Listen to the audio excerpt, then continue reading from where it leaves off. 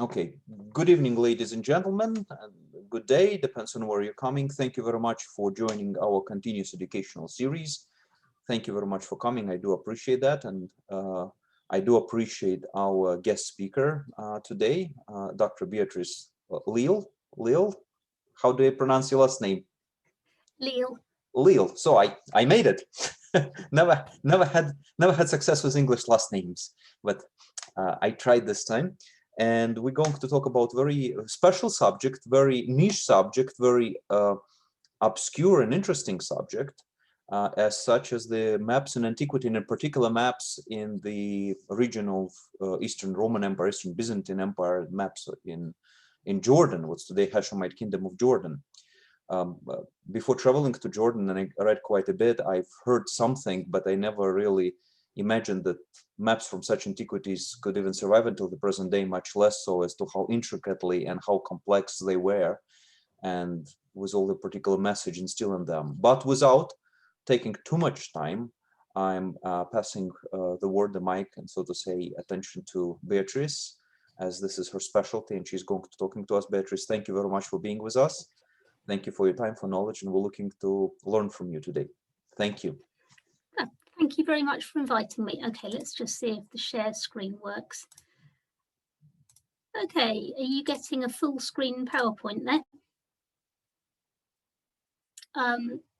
Ilya, can you just turn your mic on to tell me whether you're getting the PowerPoint full screen? Yes, I see the map of Madaba and strip of map of Rasas and the mosaics map of Jordan, your name and email. So okay, and can you also see the little thumbnail video of yourself on the side? Yes, I'm going to take it away. Okay, I'm removing that. Yep. Yep. Okay, wonderful. So the basic topic for this talk is these mosaics, a number of late antique mosaics in what is now Jordan and some other areas of the Levant, but mostly in Jordan, that are topographic. They show places in some way, and some of them just show one place, usually the place that the mosaic itself was made or was displayed.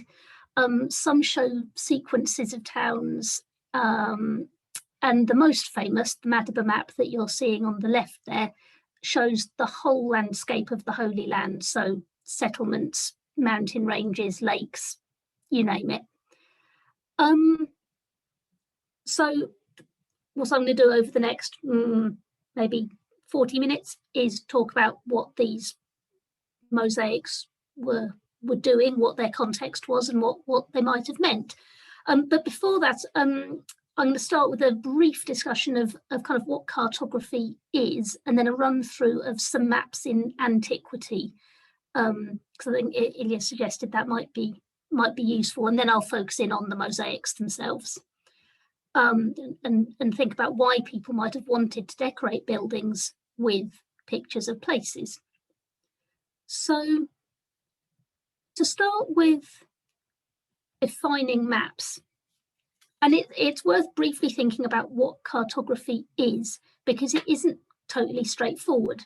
So the difficulty isn't in identifying a map. We usually know one when we look at one. So here I am showing you two images of my city, Norwich, one late medieval, one early modern. I'm guessing we're all probably agreed which one is the map, and I know you've all got your microphones on mute, but you could try putting your hands up. Everybody put your hand up if you think the image on the right is a map. And now I've discovered I can't see your hands. That's a bit of a downside there.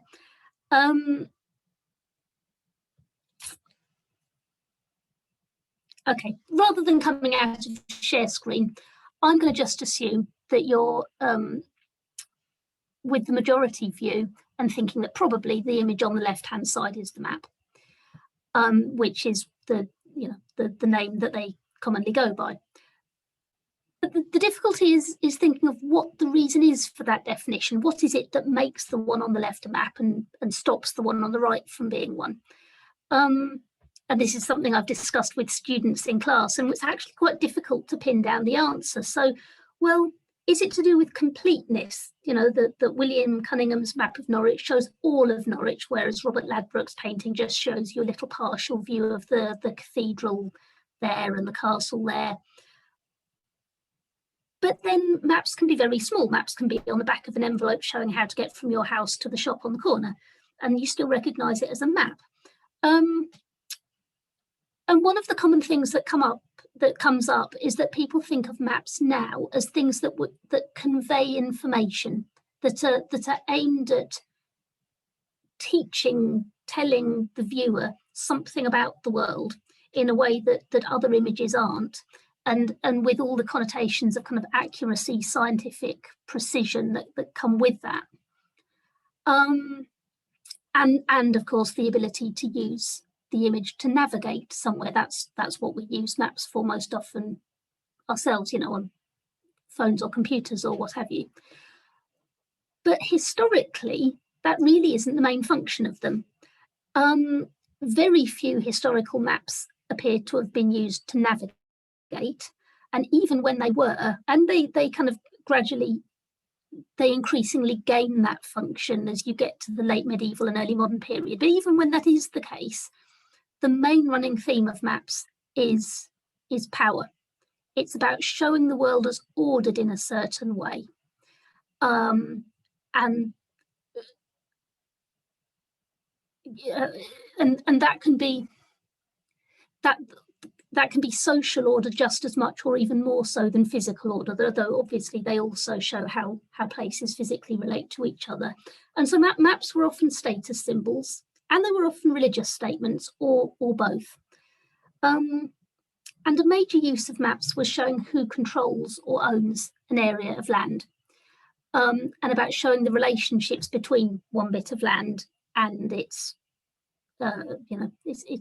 humans and others. So here again, this is an early modern example, and I think it's interesting because of how upfront the author is about what the function of a map in this case is. It's to show the lord of the manor what his land is. It's as an ornament, and I think that's probably quite accurate for maps of the time. On a larger scale, they show the relationships between political territories, as in a modern atlas marking national boundaries, or the relationships that maps might show can be of this world to another world, earth to heaven, if you're looking at medieval maps made in a Christian context. So we've jumped backwards into the Middle Ages here. I don't know if you're familiar with them, but there are a lot of these circular maps called TO maps, where the main seas of the world, or rivers and seas, form this T shape within the circle. And this kind of map often has paradise shown to the east, as here, and sometimes also with a figure, a figural drawing of Christ at the top. Okay, so points so far. Maps are very much about relationships, and not just physical ones, but social ones often. And then following on from that, maps are never neutral, however accurate or scientific they appear. Somebody always has to decide where the centre of the map is, which way is up, which boundaries to mark, which ones to ignore. And this tells you something about its purpose for its creators. And I mean, in this case, although even though this is a map made in Europe, Europe isn't at the top because of the overriding priority to put paradise at the top. But if you look closely, the density of place names belonging to southern France, taking up more than their fair share of space within Europe, also gives you a little hint about where is important to the person who made this map. And the complete absence of place names from the African quarter is an ideological statement. It must be. It's really not the case that 12th century scholars knew of no places in Africa. This is a deliberate decision to represent that section of the map as empty, So, so yeah, maps always have a message. Another point, while I'm just doing the sort of general roundup of how to think about maps, if we think about maps as things which display relationships between places, it's also possible to see them in some quite unexpected objects, which are apparently not cartographic at all at first sight. So this is a box full of relics with pieces of stone and wood and earth from sites of Christ's life, and arranged with the you're seeing the box, the lid of the box on the left there with the scenes, and it's arranged so that the relic of Golgotha is in the centre, lining up with the picture of the crucifixion. So it's saying something about the significance of the sites rather than their geographical relationship, but it is still a map of sorts. So maps aren't always what we think. So now to go back through antiquity briefly to have a look at some of the oldest surviving maps, and then I'll get to mosaics in Jordan. So some of the absolute oldest surviving maps are Sumerian and Babylonian, and these are some of them. So the one on the left shows agricultural land belonging to the Kassite dynasty rulers and to the temples of the various gods. And one of the things it may record, and maybe one of the things it was for, was showing the shift of power between the Sumerian and Babylonian religions at one point. The one on the right focuses on the city of Nippur, and this might have had a more specific practical purpose, maybe for planning repairs to city defences, and it's accurate. It overlays archaeological plans of the city really very closely. It's impressive. So moving on about a millennium, and still in roughly the same part of the world, modern Iraq, this time this map shows the entire world. And even if I hadn't just said that these were from Babylonian kind of dynasties, I think it would be possible to guess from the size of Babylon compared to anywhere else in the world where this map had been made. And this is from the Akkadian dynasty, found at the ancient city of Sippar near modern Baghdad. And unlike the previous two I just showed, this map is cosmological. It shows the entire world surrounded by an ocean, as late antique Christians also believed. And also the regions beyond the outer ocean, where the sun goes at night and where mythological and godlike creatures live. So like in the later Christian maps, the world is given this very kind of idealized shape following religious theories of the time. Okay, now massive jump forward to the Romans. The Romans, I mean, hugely into mapping, very accurate surveyors. The whole profession of mapping is developed under the Romans. And this is all about the imperialist project. So, and I mean, very closely tied to it, the mapping and surveying were military functions. And this particular map assigned land away from the people who previously lived there in Orange to the occupying soldiers. And the map itself, this big thing of marble, was displayed in the occupied region to really enforce, but also visualize the new state of affairs.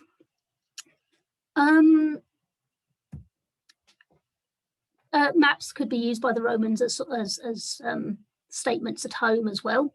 So this was a map of Rome itself, again on marble, and displayed probably in the Temple of Peace, taking up the entirety of one wall. And you can the wall survives, although it's now the outside of a different building block, if you like, and that the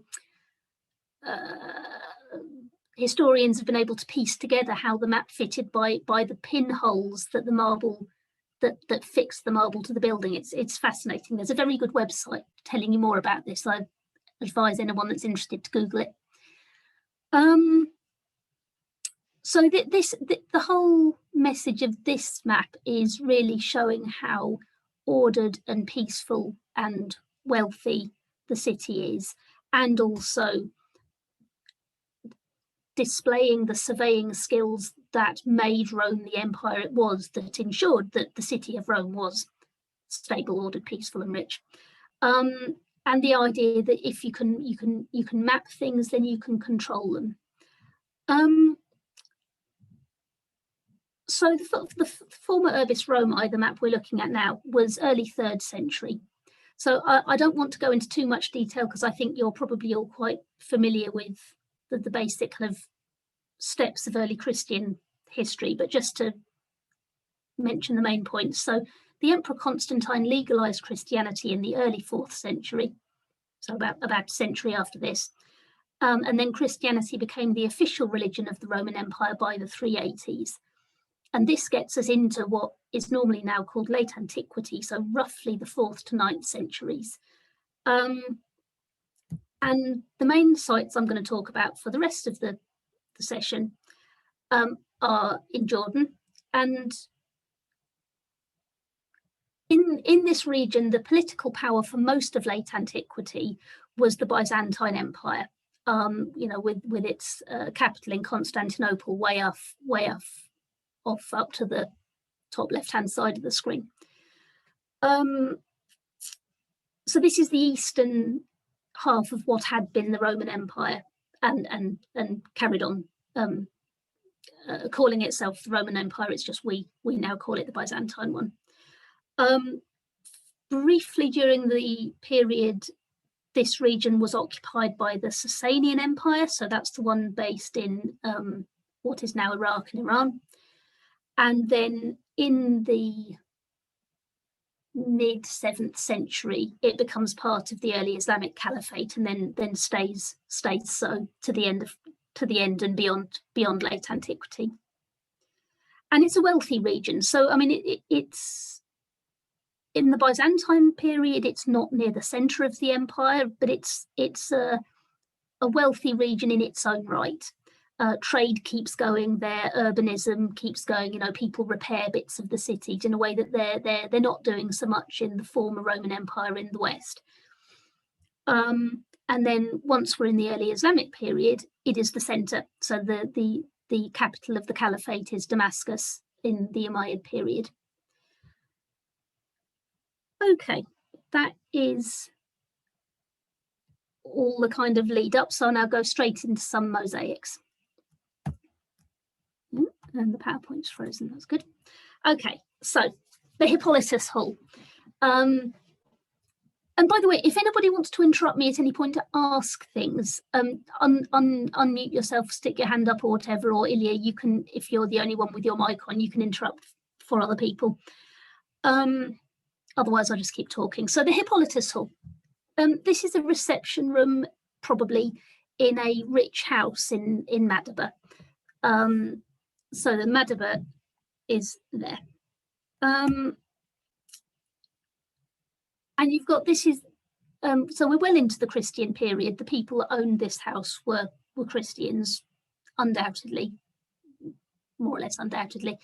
But the subject of mosaics in secular context was often pagan mythology, and it is here. So we've got an upper panel with Aphrodite, Adonis, the three Graces, and some Erotes doing their thing.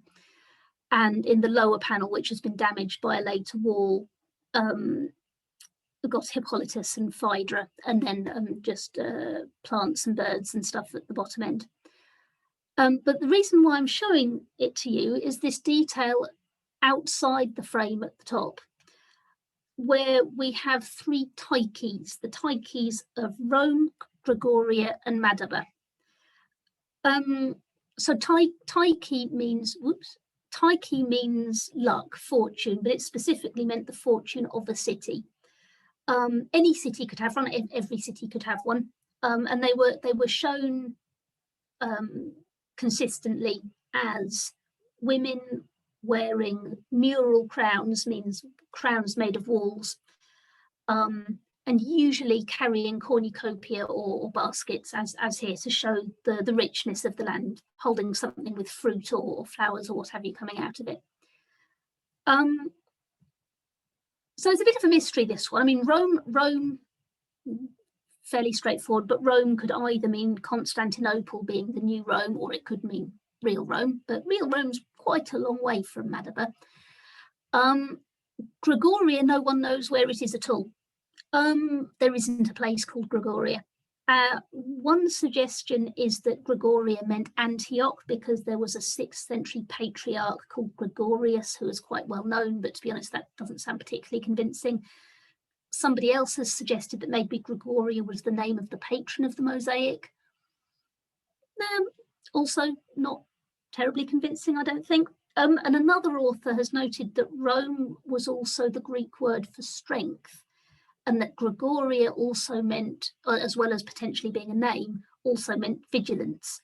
So these two might both be qualities. So qualities both associated with urbanism by people who live in cities anyway, but also being associated here with Madaba. And Madaba is the one completely unambiguous one. Madaba is where this mosaic is, and is the one who is highlighted by having her name in red.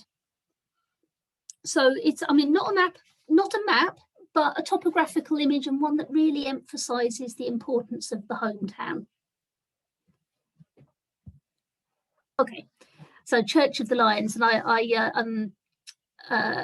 Ilya, I know that you have been here many more times than I have. So, like I said, again, interrupt if you think there's something I'm missing. So there's less ambiguity here. This architectural image is really clearly labelled as the town the mosaic is in. It says Castron Meph. Well, it says Meph, but that will be Castron Mephar, which is the ancient name for Marazas. It's up at the, so I'm not showing you the full plan of the church here. You've got to imagine the nave carrying on with this plant scroll below where the screen is. And you've got the aisles here with geometric pattern, little side apses with these vases, the chancel with a kind of peaceful kingdom mosaic, you know, the lions and the deer together. So a kind of a paradise scene. And then the topographical image is, it's kind of in an in-between place. It's a threshold image, a liminal image, halfway between one thing, the kind of the everyday sort of images of people farming and gathering fruit and stuff in the nave, and the definitely other world image of the chancel. It's between them.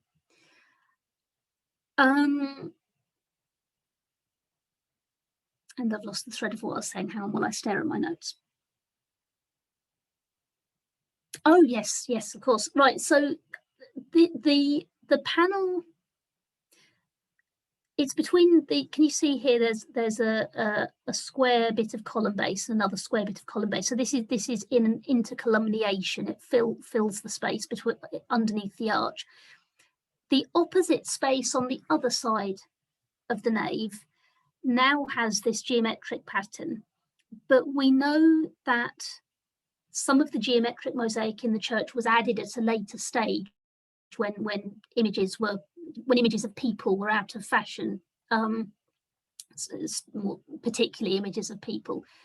And we know that was done here because this lot of pattern cuts into where we have some people's names written along the top. And it is almost certain that when this mosaic was new, there were big images of the patrons of the church standing right in front of the altar screen with their names above them. So two things there. Firstly, if you think about the taikis we've just seen, having really big pictures of people next to a picture of the city kind of makes them a little bit like the taikis, really makes these patrons look important. But then the other thing is, it is possible that we're missing another image on the other side here, and it's not totally obvious why it would have been removed, but if it was, we might be looking at another matching topographical image, maybe Madaba, which was the centre of the diocese, or maybe Jerusalem, the centre of the world, being compared to Umarazas. But if that is the case, it's also worth bearing in mind that the Umarasas is shown on the left-hand side, and anything that's shown on the left of an altar or an apse in a church, and I'm sure you know this if you're used to looking at this kind of art, but that has to be imagined as looking from God's point of view, looking back out of the apse or from the altar. So it's on God's right hand if it's on our left hand side. So basically that means this is the privileged image, even if there was an image of Jerusalem or wherever on the other side. The important one is the hometown. And as topographic images go, it's really quite accurate. In at least as far as it shows Castron Mefa as having these two halves. One half, which is the it's a Roman fortification, but then with the Byzantine town built up inside it, and then a quite large settlement outside the walls.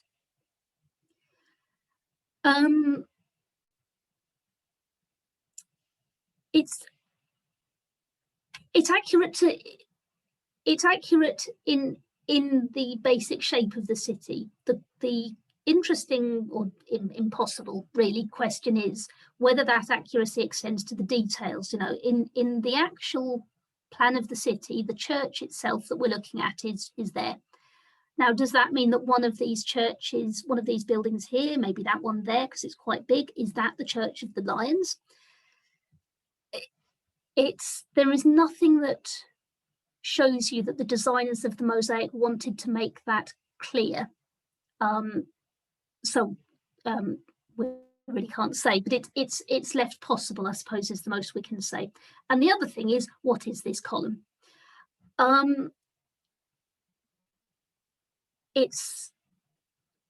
Unless we're missing something very important in the bit that's been damaged, it appears to be the most important thing in the image. It's the focus of the image. And it has been proposed as representing a tower outside the town, with then a kind of secondary proposal that the tower is a stylite tower, which then could potentially be represented as a column.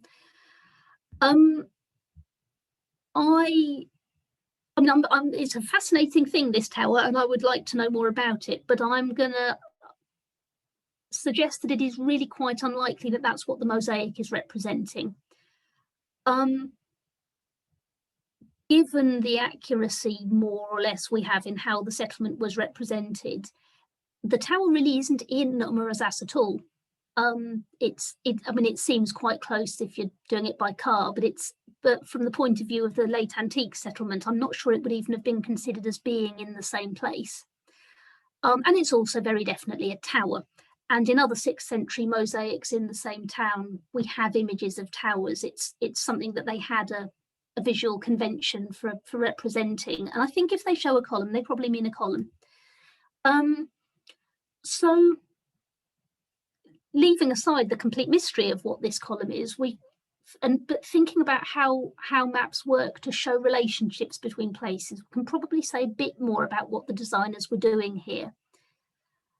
So they've decided to show it with south at the top, with the walled town at the top, and with this one entrance visible right next to the columns, so that the outer settlement, the bit where the mosaic itself is kind of shown as this entranceway to the city, but also as maybe as the place that kind of defines it because of this column with the cross being there. And there may have been a real column with a cross because these did exist. And in Jerusalem, there was a very famous monument with a cross, either just inside the walls or at the centre of the city. Accounts of it varied. So there could have been a deliberate comparison here between Castron Mefa and Jerusalem going on.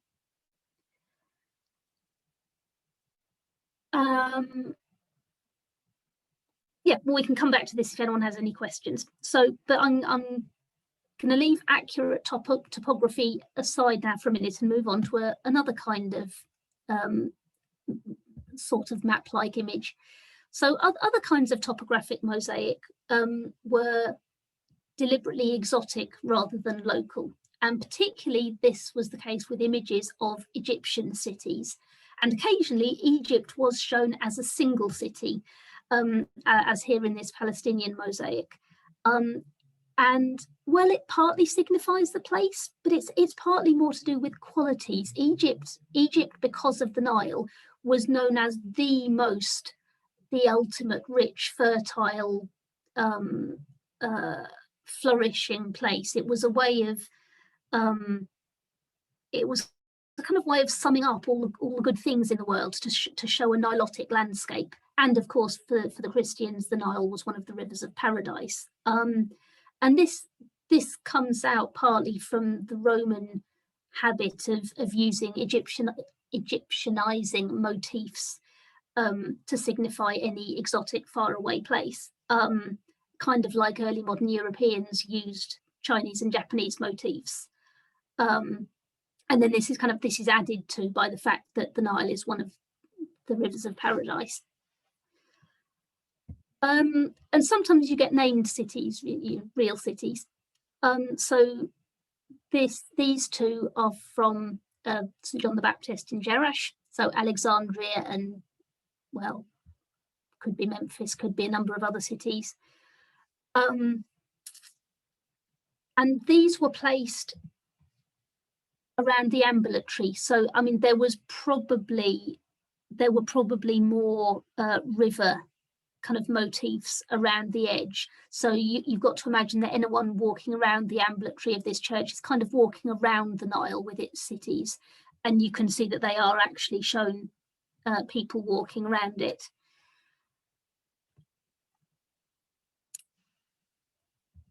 Then you get this other one. This is also from Jerash, but just in a single panel.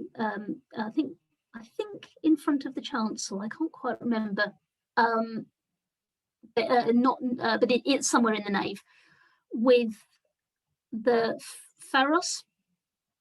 So that because we've got the start of the word fat and Ross, the building itself must have stuck up in the middle there. Alexandria and Memphis. So there is a limited amount of topographical accuracy here. They've got it right where the pharos is, the lighthouse. And you know, one of the most famous monuments of the ancient world. Memphis, on the other hand, was 500 miles away, so this is pretty limited in terms of map-like qualities. And again, the fruit trees and the other kind of river plants are a really important part of the image as well. So this is still about kind of conveying an atmosphere as much as a real place. Okay, so we've got that. And then I think we better get to the Madaba Map. So the Madaba Map includes the local cities, like we saw with the Church of the Lions, and the Egyptian ones, and pretty much all the other ones in between. It's probably the best known of any Eastern Mediterranean mosaic at all, and it's definitely the best known of the maps. So Egypt here is to the south, to the right-hand side here. This is the Nile, the branches of the Nile. You've got the Mediterranean coast just along here. There's the waves of the sea. Madaba itself is not on the surviving bit of map, but you can see Jerusalem there, and it would have been, and so Jerusalem's there, Kerak is there, and if you kind of triangulate between them, Madaba should be about here. And you can do that with a little bit of confidence, because apart from in this corner where it gets a bit wonky, the physical relationship between the places is done pretty well. That the closer you are to the home turf in the middle of the map, the more accurate the spatial relationships between them are. So Madaba was probably here.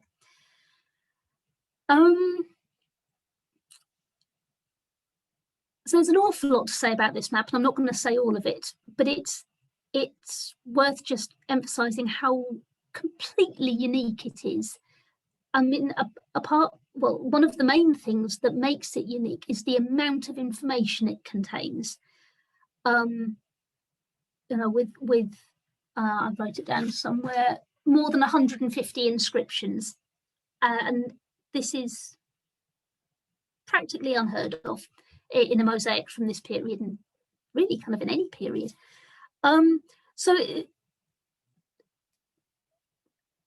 in terms of what it's for and what it's doing there, I mean, today it's in the late 19th century church of St. George, which was built on the ruins of an earlier church. So I apologise for the quality of this photo, but it's the only one there is.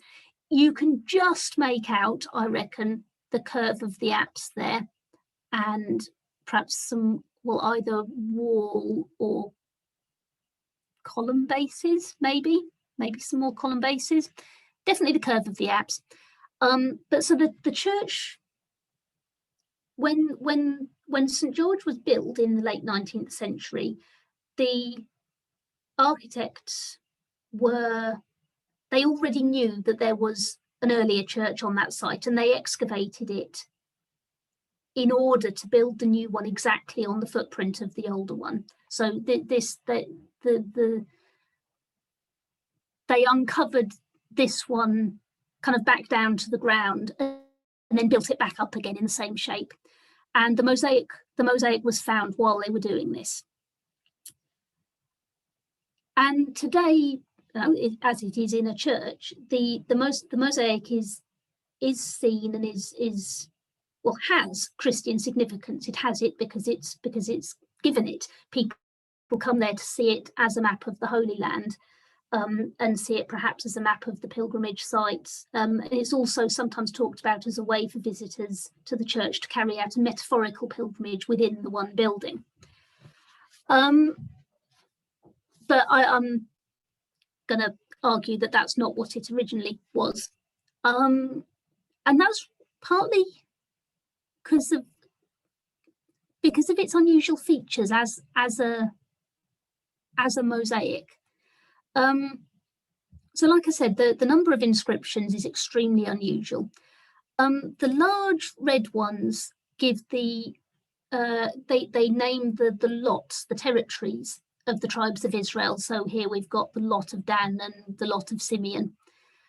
The smaller inscriptions mostly give place names, but occasionally they give other information. So mostly either noting events from the Old Testament or giving factual descriptions of boundaries. You know, this side is such and such territory and that side is the other. So that's unusual. It's also very unusual, this impression of a total landscape that we've got, you know, not just the cities shown in detail, which they are, but the villages, the tiny villages marked with identical little gate symbols, even the ones that are not given names. And the geographical features like the mountains and the sea. We have a bit of a ship's sail here on the Mediterranean. And if you think about the ones I've shown you so far, they focus on the bits they think are important, you know, just the hometown in the Church of the Lions, and when for the Egyptian cities, yes, they've got landscape, but they've really picked the bits of landscape that are important. It's the rich fruit trees and water plants, but this one shows everything they can think of. Then we've got the fact that at least some of the places are accurate in how they're shown. So you've got to ignore the castle in the photo, that's later medieval, but the settlement of Kerak is shown on top of this rocky hill as it actually is. Now this doesn't mean that every single building on the map represents a real one, you know, that these little villages would not have had towered walls and gates. It's a conventional symbol. But it means that maybe some value was being placed on recognizability, that if the people who were going to see the map knew what Kerak looked like, it was important that the map to some extent reflected that. And so sort of kind of naturalism. And this naturalism also extends to places that had Christian significance. So you're probably familiar with this detail of the map. It's the most frequently reproduced one, Jerusalem.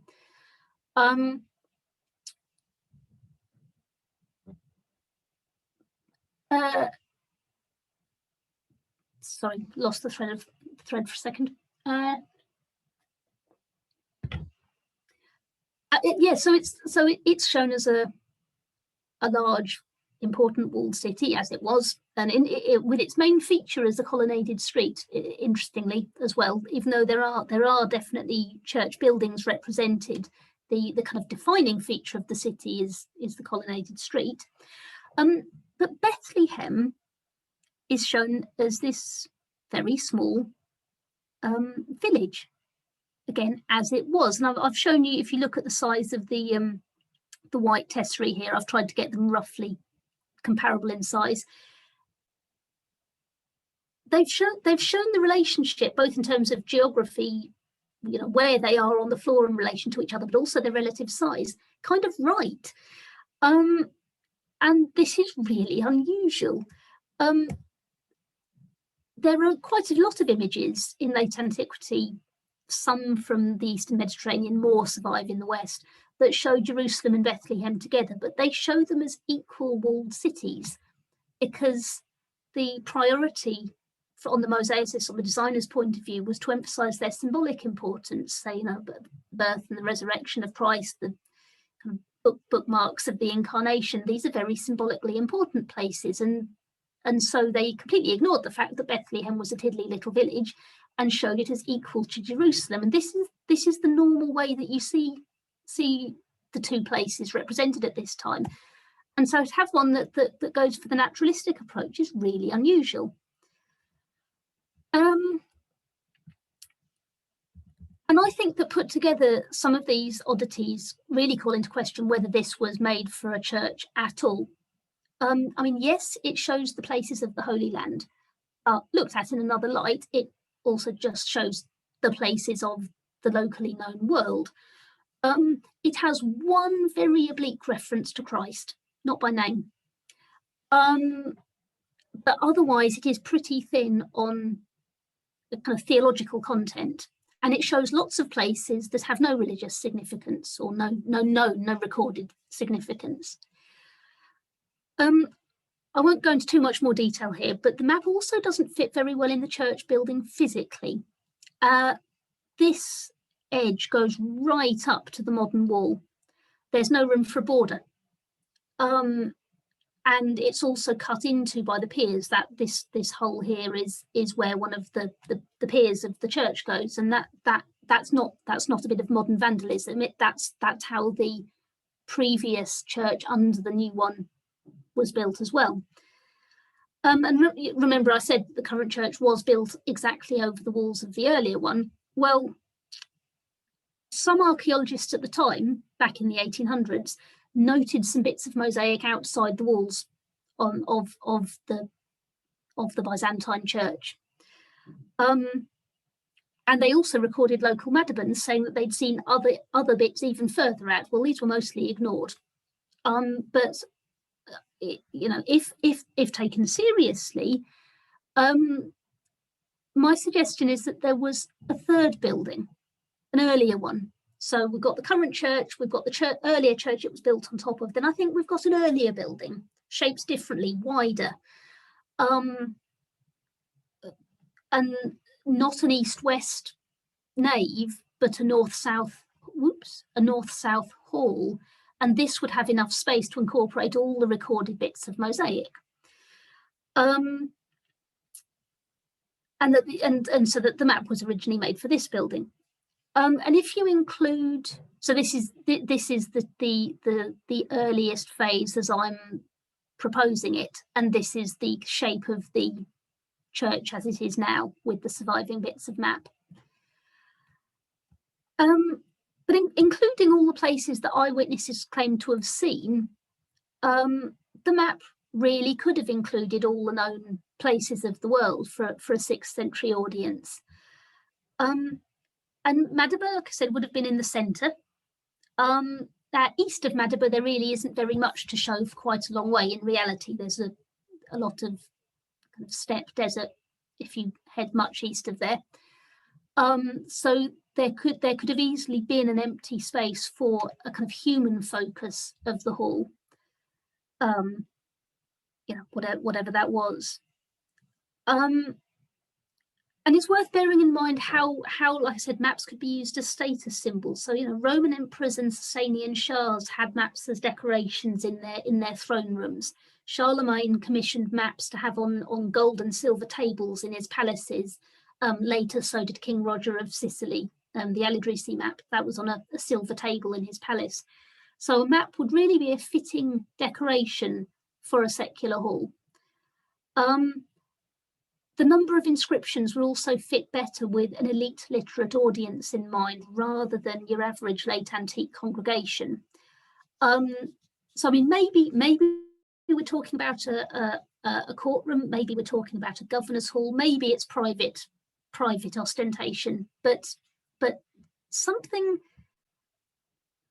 kind of statement of power in some way, and again, very proud of the local region and its place in the world, showing Madaba, or probably showing Madaba as a very important place. Okay, getting near to the last couple of examples. Now, I'm pretty sure Anna has already talked to you a lot about this church, so I'm not going to say much about it other than the topographic images. But this is back in Umurazas, and now in the 8th century. So during the Umayyad Caliphate, the first kind of dynastic Islamic Caliphate. And you've got this complex of church buildings, and the Church of St. Stephen is built, replacing probably an earlier one on the same site. And you can see its mosaic floor on the left here. Now, ignore the chancel because that is even later. That's mid-8th century. It gets replaced with these amazing patterns. But everything west of the altar screen is 17s, and it's got kind of all the things I've mentioned so far. Really, it's got some very local images of the patrons' home villages at the top, which I'll come back to. It's got kind of topographically arranged strips of cities in the region on both sides, and it's also got cities of the Nile Delta, the Egyptianizing cities round the middle. So the Egyptian ones, they are, most of them can be identified as known places. There are a couple that just aren't known anymore. And most of them, as you can see, are clustered in the delta, but they're not arranged with any kind of logic or no geographical logic in a way. There may have been some, but we don't know what it is. And they're dotted along this river, surrounded by little eroti figures and fishing and seashells and that. They're not really shown very much like cities. I mean, some of them are single buildings, and they're shown quite ornate. You see, so they're kind of going with this theme of Egypt as this slightly magical, slightly otherworldly place of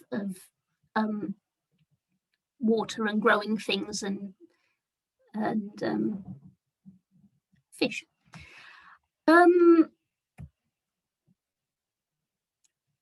But the cities closer to home are quite different. These are shown, I mean, with a different colour scheme. In fact, less ornate to some extent, although some buildings are picked out to be more decorative. And these ones are arranged with some logic. So all the cities on that side of the nave are over there, and all the cities on that side are over there. And the two most important ones, I mean, from the point of view of someone in As are As itself and Jerusalem, and they're roughly in the middle of the clusters. So they're not, the cities aren't represented in the right order. You can't sort of follow the strip down the side of the nave and follow the dots. But they're clearly arranged with respect to the Jordan River, and to prioritize the two most important places. So here they are again. So it's interesting, and people have noted that again we have Castron Mephar shown as a two-part city. So all of this panel is Castron Mephar. And again, you've got the fortified city at the top with its one entrance, which I don't think is correct. But anyway, one visible entrance facing towards the settlement outside the walls, which is focused on this column. Not with a cross this time, but still a column. Jerusalem is labelled as Hagiopolis, city of the holy city, and is actually shown smaller than Castron Mephar. So that's Jerusalem. That's Castron Mephar. I don't want to go. I mean, I don't know how much Anna did talk about the itinerary set up by this mosaic. I don't want to repeat stuff we've already had in the previous. Sorry to interrupt. Her presentation was entirely in Russian, so present public are not familiar with it at all. Okay, I'll go into that then. Thank you. Thank you. Right. Now I've got to worry that I'm going to get this wrong and Anna's going to tell me off. Okay, but so the main entrance into the church was probably through here, this door. So not the west end as you might expect, but the majority of the city or town of As is off to the south, and there's a big narthex kind of space just off here. So probably people would have come in through these two doors as the main entrance. So you arrive at the image of the place that you are, going, you are here.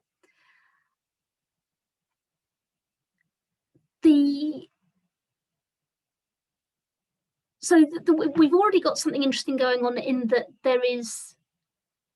the cities are arranged as they are either side of the River Jordan, and they are separate in reality, and they are separated in the mosaic by an image of a river. Now, it isn't the Jordan, it's the Nile, because we know it's got Egyptian cities on it, but it's, especially with the late antique way of looking at things, it is very easy for something to be more than one thing at a time. That the Nile and the Jordan, especially because remember the Nile is a river of paradise, the rivers of the Nile and the Jordan could be allegorically kind of merged a bit.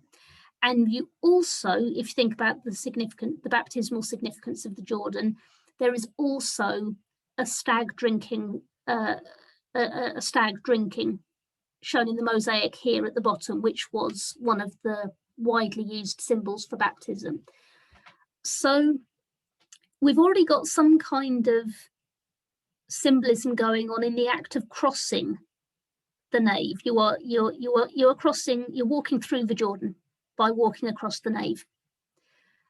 And the fact that Jerusalem is at the furthest end of this aisle, in front of this chapel, well, the closest of the topographic images to this chapel, which had its own little screen.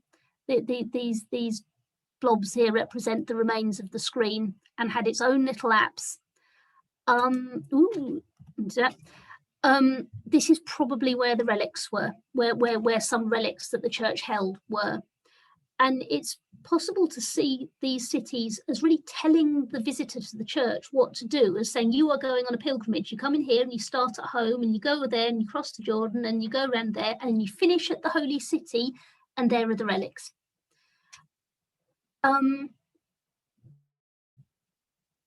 It's a theory. But it works. The way that it's structured seems deliberate enough that you can easily read that meaning into it. Whether every visitor did is not certain. For starters, the visitor would have to be able to read to know what the cities were, because they're all shown. They're actually shown quite similar if you look at them. So the message of the itinerary does depend a little bit on somebody either being able to read or being told what they say by, the verger. It's there as a possible reading. And again, it's and the other thing you've just got is a straightforward priority given to the cities that are closest to the altar. So again, that's Jerusalem and Castra and Mephar being the most important. Probably that. So then remember I said that there were these two other images of villages. Sorry, going back. They're here. So in fact, they're even closer to the altar, and they don't get quite as much publicity actually as the the big pictures of the cities. But these two panels here show the completely unknown, undiscovered villages of Limbon and Diblaton, alongside images of the patrons recording the donations they've made to this mosaic, to this church, and saying, remember me, remember me. And actually, especially this one, which I'm afraid it's impossible to get a good picture of because the angle isn't right from the viewing platform. This is actually shown bigger than Castra Mephar, bigger than Jerusalem, any of them, and it probably represents a village that is so small that we haven't discovered it in the modern era. And so going back to what I kind of started with, it's the relationships between places that maps, that topographic images show, and the relationship being shown here is really clear, and it's about the importance of the people that commissioned the mosaic and that sponsored the church in their own eyes, as well as the more kind of as well as the more theological, larger scale meanings that you can read into it to do with presenting the centre of the church as the Jordan River to be crossed, and as well as the kind of internal pilgrimage function of directing viewers towards this chapel. All of these layers of meaning can work at once. One more church, then a mosque, and then I've finished. So this is a mosaic laid the year after the one at St Stephen's that we've just looked at Main. And it does a very similar thing in some ways. Far less well preserved, unfortunately. But so you've got a series of local cities, including Main itself, which was called Belamunta then. And we don't have enough of the mosaic preserved to see exactly how they were doing it, but it is clear that the cities on the north are all the cities on the east of the Jordan River. So there is something similar going on here with structuring the nave of the church as if it was the Holy Land. And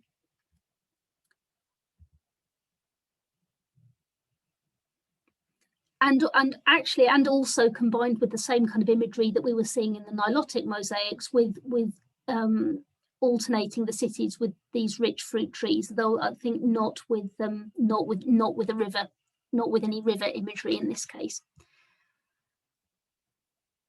And okay, really to finish with the last one now. This is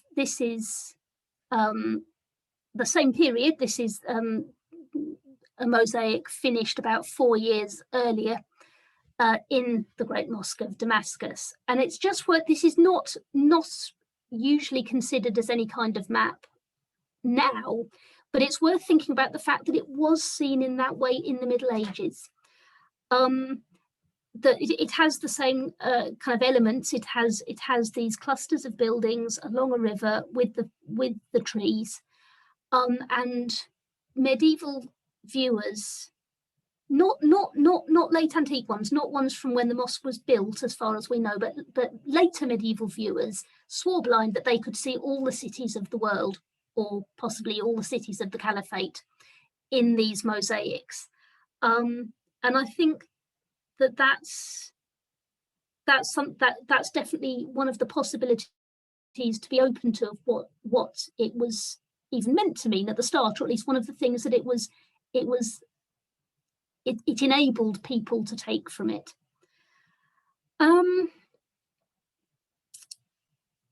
Okay, so yeah, a few more details. I mean, and not made explicit in the same way as the churches I've been showing you, not labelled with inscriptions to say this is this place. But bearing in mind that this is in the same region as the mosaics we've looked at, that people know the visual tradition, and the mosaicists are probably the same mosaicists. They're very likely to have been the people that made some of the church mosaics. That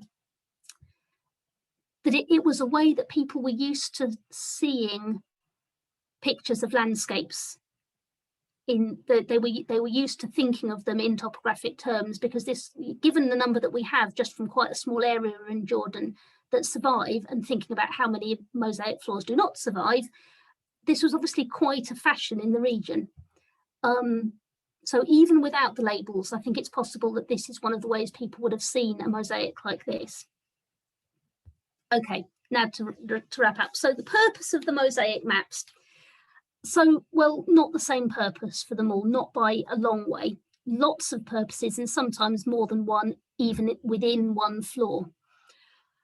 But there are still some things we can say about them as a group. So this was clearly a society that was interested in representing itself in terms of its places, its infrastructure. And the landscape, the agricultural landscape to some extent, but particularly the buildings. And the historian Glenn Bowersock talks about the topographic mosaics as showing these networks of civilized inhabited places, and I quote, a self-representation in which cities saw themselves in relation to other cities, end quote. And I think that's right. It's about defining the place in the world of where you are. Not a particularly theological worldview, not like the later medieval world maps where everything has an allegorical reading. If think of something like the Hereford Mappa Mundi, although that also has other aspects. But I mean, on the other hand, the mosaics that were in churches sometimes presented the hometown as a kind of sacred centre point. So thinking about the two that show Castron Mefal or Marazas as having this column with a cross at its centre, it's certainly showing the place as Christian, and as showing it as perhaps as a focus of pilgrimage, quite likely showing it as a focus of pilgrimage.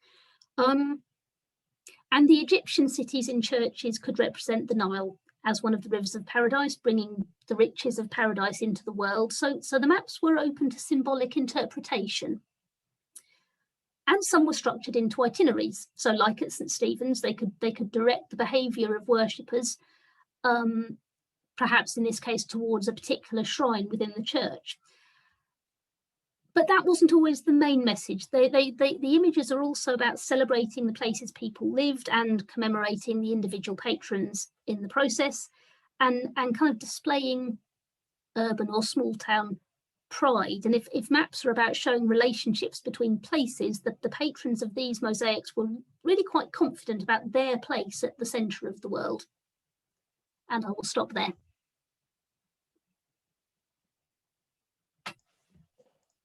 All right, thank you very much, Beatrice, for a very fascinating presentation. We have some questions already, and I invite our listeners to send them in via chat or raise your hand so I can unmute you so you can ask Beatrice question directly. Hang on, I'm having trouble getting my screen back. Are you still seeing my screen? Yes, we do. Yeah, now we see you. Thank you. I can go back to my PowerPoint if anyone wants to have another look at any of the images, though. Right, that would be fantastic. I do have a question. Well, first I read from Anna. You address it a little bit, and she acknowledges in her second question, but I'll read it all. A quick question for Bea. How much topographical accuracy can we expect from late antique images of cities? The first one has been pretty much answered anyway, but I have another one. How much, if any, of the earlier church at Madaba has been recorded and studied? Is there any way of dating the apse we saw in the black and white pictures? Wow. Okay, so yeah, so the accuracy very variable. No, not really. They didn't do an awful lot of recording when they excavated, cleared the remains of the church in the 1890s. I mean, it was talked about as Byzantine, but that really covers quite a lot of possible centuries. There are some remains of a phase of the church still, and if you go down into the kind of crypt, the underground bit in St. George, there are some remains of an earlier phase, and there are also some bits that look like they might be Roman masonry. So there is certainly more archaeology that could be done there to get further with the phases, but I don't think it's been done yet. Actually, to add to it a little bit, we could say that around the church, you could see a column sticking from underneath a very nicely paved courtyard. So they preserving early archaeology. So there are columns around the church, so points out to a much larger complex than current church. At least modern interpretation is, and forgive me, it may be not very scientific, that in second part of 19th century, under the Ottoman dominance, some Christians were resettled there in Madaba, as it was already had significant Christian contingents from other places, basically to clear way for Muslim families, and Christians were removed and resettled in Madaba. And according to Ottoman Firman, churches could be built only on the remains of the early Byzantine churches where they were. So there were no permission to give to build a new church. And that was easily identifiable, and that's why they were in a hurry to build a new church. So it was not a proper excavation, it was just discovery and clearing up of the territory of where to build a new church. Exactly. And that's exactly it. And because there clearly was something church-shaped there, you can see why, under those circumstances, the archaeologists were not exactly keen to go, oh, but hang on, perhaps there's also something under here that isn't a church. You can see why perhaps the reports of the mosaic that didn't fit within the church didn't get as much attention. But we have under those circumstances. We have no pictures, and we don't know whether they're surviving still underground or anything. So there are just mentions, but we don't know anything about. That's right. Their luck. So we might as well consider them lost to be. Yeah, well, certainly, unfortunately, if you're talking about on the north side of the church where the patches of map, the extra patches of map were discovered, the ground has been dug away there. They have totally 100% been lost. Whether there's something on the south side still where there's a concreted over kind of plaza, maybe it's not impossible that a further excavation there could find something. You never know. But yeah, but on the north side, no chance.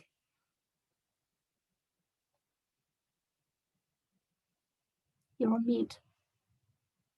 Forgive me. I'm piggybacking here on Anna's question. Actually, I have two different questions. First of all, when she was talking about topographical accuracy, my question is of what kind of accuracy may we expect from depiction of the buildings? For instance, during my visits to, say, Pompeii, where there are many frescoes with various buildings on the walls, and everybody's saying, well, it's just imaginary buildings. It was never anything like that ever built, so it's just pure imagination of an artist. My question is why it have to be, where it completely fits into the realm of Roman architectural genius. Same thing, like for instance, when we're talking about Hagiopoulos or Jerusalem, colonnaded street is there, and Church of Anastasis with its Byzantine features is clearly recognizable. I mean, it's not a picture perfect image, but it's a very rough mosaic if you think about it. So some particular features are recognizable. So how precise you think depiction of some of the buildings are? Like for instance, in Neapolis, there is a beautiful roof and portico. You know, why not? Why not exact depiction, more or less, of course, within the parameters of the mosaic? So what you would say to that? Yeah, I think that's a really interesting question. Partly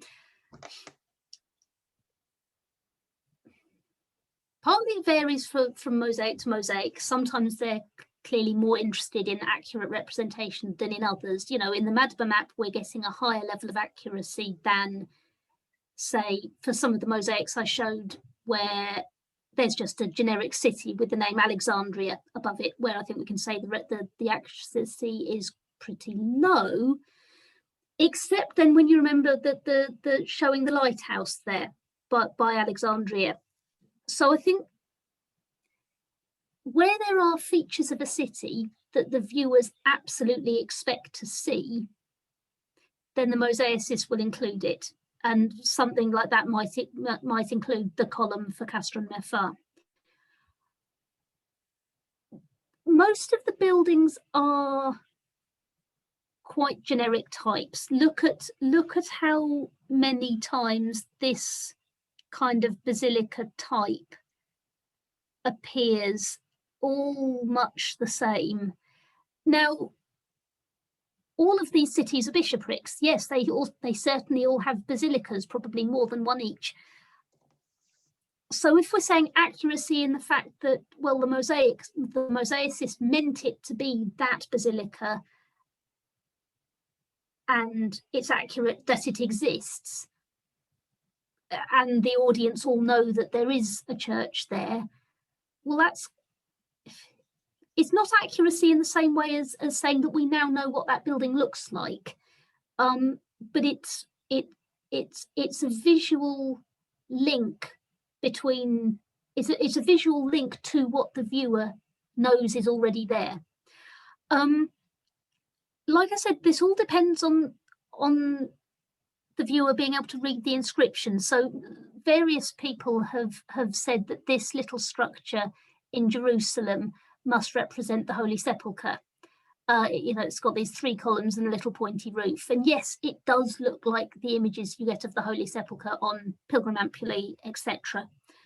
But my problem with kind of accepting that straightforwardly is that the same structure is shown in Ascalon and Caesarea, and a very similar one, and I can't read the inscription from here, wherever that is. And unless you have somebody to tell you which city is which, I think you're going to read, you know, as your 8th century viewer, I think you're going to look at that and say, right, it's a shrine. It's telling me that there's something holy here.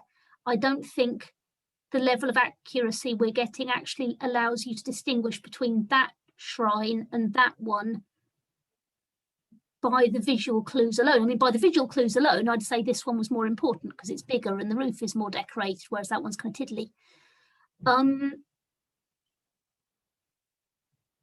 So there's accuracy up to a point. The mosaics have to fit with what the viewers expect to see for that city. But I think I think that we're a very long way away from being able to do what I've seen some publications do and kind of identify every single building in this city as a real one. I think you can go, there's the street, there's the Holy Sepulchre, there's the column. And beyond that, I think probably you just go, they are showing a city with generic city shapes. Sorry, long answer. Okay. Thank you very much. The question is, we find quite a few geographical maps in this region of Syro-Palestinian territories, but there are quite a few maps surviving from basilicas in other parts of Byzantine and Roman Empire, and we don't see anywhere such density of map mosaics, unless I'm oblivious to something. So no. why? Oh, I wish I knew it, but I think it's something to do with the coherence of it as a region. The fact that it didn't break down in late antiquity. It stayed pretty wealthy. It had a coherent internal trade network. You know, you could get all the stuff you needed from the network of cities shown on those floors. I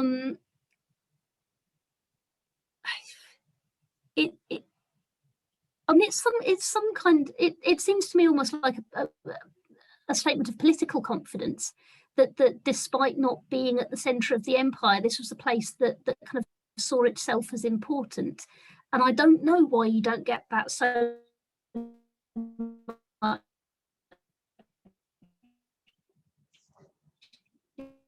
in other regions. The Christ sites, possibly, you know, it was a place that people came to on pilgrimage. They might have had a sense that the outer world, the outside world, was interested in them as a place. I really don't know. It would be. I'm trying to think where else would be a comparable region that you might expect them. I mean, I wouldn't expect anything like this in the western half of the former Roman Empire, because it's all quite fragmented. Yeah, but there are no. I mean, the interesting thing is why it doesn't carry on into. Sorry. There are no really close parallels to. No, there aren't. It's. Well, no, there really aren't. And no, I haven't got an answer, but I think it does tell us something interesting about the identity, maybe, of the people that live there, or their self-identification. Mm. And on the same question, parallel, this fairly detailed map from the Church of St. George with various geographical features and multitude of inscriptions and such. Do we have any parallels to it anywhere else from that period, or a little bit earlier, or probably not later? Is there anything of that nature anywhere else? I think we lost. Sorry, the internet cut out. I didn't. Hello? I'm sorry, the internet cut out just when you started asking your question. Please, yes, could you ask it again? Said, are there any parallels to the detailed map from the Church of St. George? No. And fragmentary. So this is but we may assume that there were maps like that produced in the Roman Empire and throughout the Roman Empire. Oh yes, sorry. There are manuscript maps that are parallels. Yes. But they're not surviving. There are no mosaic examples of that sort anywhere else. That's the only. No, I mean, you've got things like the Peutinger map, which is a medieval map on manuscript, which probably goes back to a late Roman version, although it's debated, but it probably does. That's the same kind of total landscape map, although still not quite the same. But no, there are no surviving mosaics, anything like it. Anyway, your thesis about that being not built for the church or constructed for the church was very fascinating. Actually, I looked at your article and I'll send the reference. It's available on JSTOR and I recommend it to read. It's quite interesting read.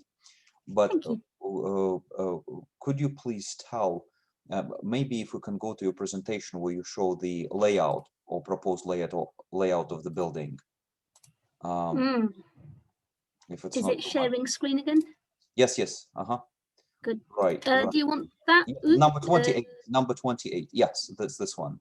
This one. So where there is number 1 is the surviving remnant of the discussed map. And you're suggesting that it's portraying Eastern Mediterranean. At the same time, there was something where the number 2 and 3 and 5 is. Why did you propose structure of the building in that fashion, and why not to extend map further down on that scheme?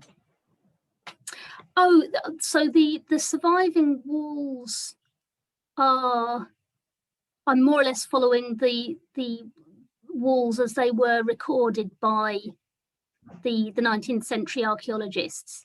So the patches of mosaic, I've closely followed what they the plans that they drew. It's not absolutely certain that the walls carried across all this way, but because of the patches of mosaic found here and the bits of the walls, unless we're thinking of a sort of T-shaped mosaic that went like that, which would be very unusual. That's why there's no room for the map to go further west, because there are some remains of walls.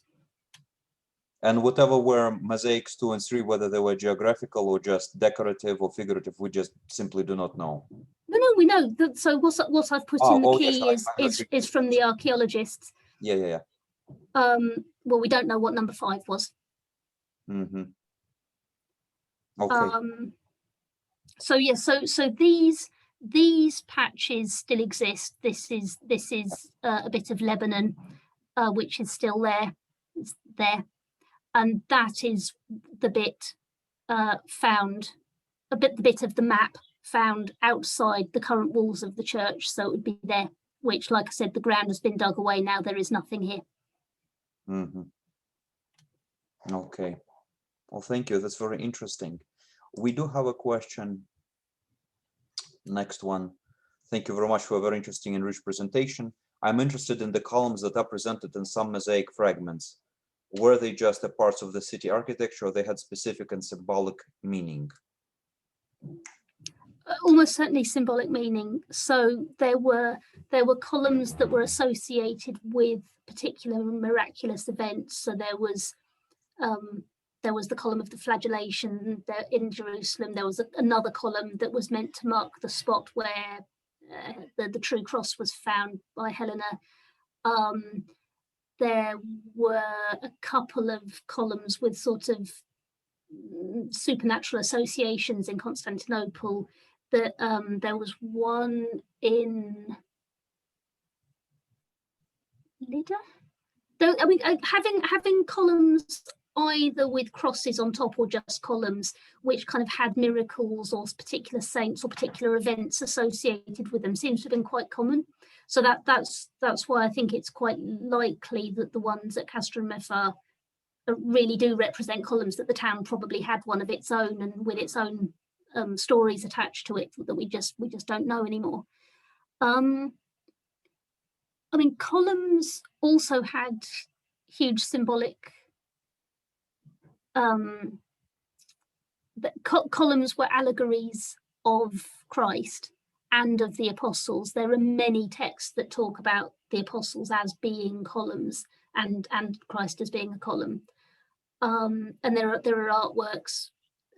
If you think particularly about going back to much earlier late antiquity, if you think of the sarcophagi in Rome that show rows of saints in between columns, there's quite a tradition of artworks that kind of show the two as like parallel. Oh,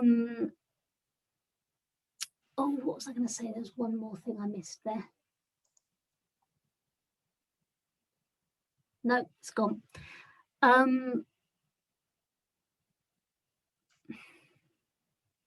No, I'm sorry. There was one more point, but I've lost it. I'll come back to it if I remember it. But yes, they're symbolically important. Oh, stylites. Yes. Despite the fact that I don't think that the tower a couple of kilometers away from Umar Azaz is the same thing as the column, columns were also sometimes used as symbols for the stylites that stood on them. So they could be important for that as well. Okay, thank you. Dear friends, any more questions for Beatrice? Please, now is time to ask. Yes, no, yes. Well, Beatrice, thank you so much for your absolutely wonderful presentation. No, thank you. It's been lovely. I'll post the recording and I'll post the reference to your article right underneath on Facebook. I don't think, are you on Facebook or not? I couldn't find you. Yeah, I'm on You Facebook. All right. Look for Beatrice Leal, just BEA. Okay, so then I'll definitely send you a friend request and I tag you in the postings, and we certainly hope that maybe we could see you again and talk maybe about your thesis about the architecture and the ancient. Oh, I'd love to. Something like that. That would be absolutely splendid. Meanwhile, one day, eventually, meet you in Jordan. We can all go and stare at the Church of St. George together and work this out. That'd be absolutely fantastic. In fact, I was planning a trip to Jordan this fall, but unfortunately, due to the general epidemiological situation, it's impossible. Usually I find there myself at least once a year, and it's such a wonderful, wonderful place. Yeah. But you know, one day soon, hopefully, one day soon. Well, thank you, dear friends, for your presence and for your participation.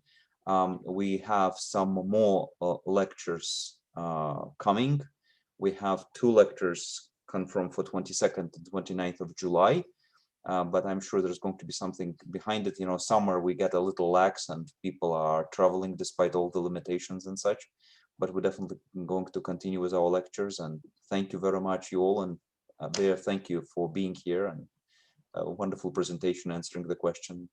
God bless, stay well, and the best of health to everybody. Same to you. Thank you very much. Bye-bye. Thank you. Bye-bye.